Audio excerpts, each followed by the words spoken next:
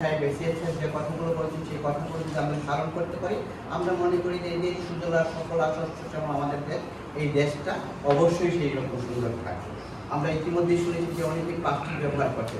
আপনারা জানেন যে হবিগঞ্জে আমি নদী নিয়ে কাজ করি, হবিগঞ্জে একাধিক নদীতে মাইক্রো প্লাস্টিক পাওয়া যাচ্ছে এবং এখন মাইক্রো প্লাস্টিক মানব দেহের ঢুকে মায়ের দুধে পর্যন্ত মাইক্রো প্লাস্টিক চলে আসছে, যা আমাদের জন্য খুবই ভয়াবহ একটা অ্যালার্মি।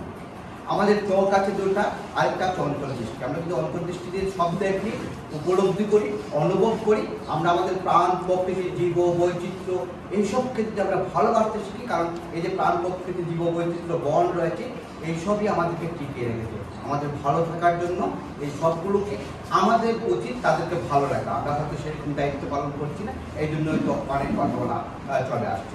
আজকে আমরা যে ব্যানারটা ব্যবহার করেছি সেটি কিন্তু বাংলাদেশ ট্যুরিজম বোর্ড বিশেষ ধরনের কাগজের ব্যানার নিয়ে এসেছে।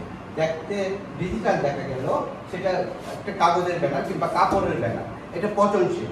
আমরা ব্যানার থেকে শুরু করে সিঙ্গেল ইউজ প্লাস্টিক ব্যবহার করবো না। আমার বাসায় একটা কলের সাথে অ্যালুমিনিয়ামের কল, সেটা যে আমি পানি না। এখানে একজন টিচার আছেন তুলনা ম্যাডাম, তিনি আমাদের বাসায় যান, তিনি জানেন এবং আপনারা খুব ভালোভাবে জানেন। এখানে বিডি ক্লিন আছেন, তারুণ্য সোসাইটি আছেন, ওয়াটার কিপার বাংলাদেশের ভলেন্টিয়াররা আসছেন, পাপার ভলেন্টিয়াররা আসছেন এবং একাধিক উপজেলা থেকে ম্যাডাম আজকে এখানে লোকজনরা আসছেন। আমরা অবশ্যই সমৃদ্ধ হয়েছি, বন বিভাগকে কৃতজ্ঞতা জানাচ্ছি এবং ম্যাডামের উদ্দেশ্য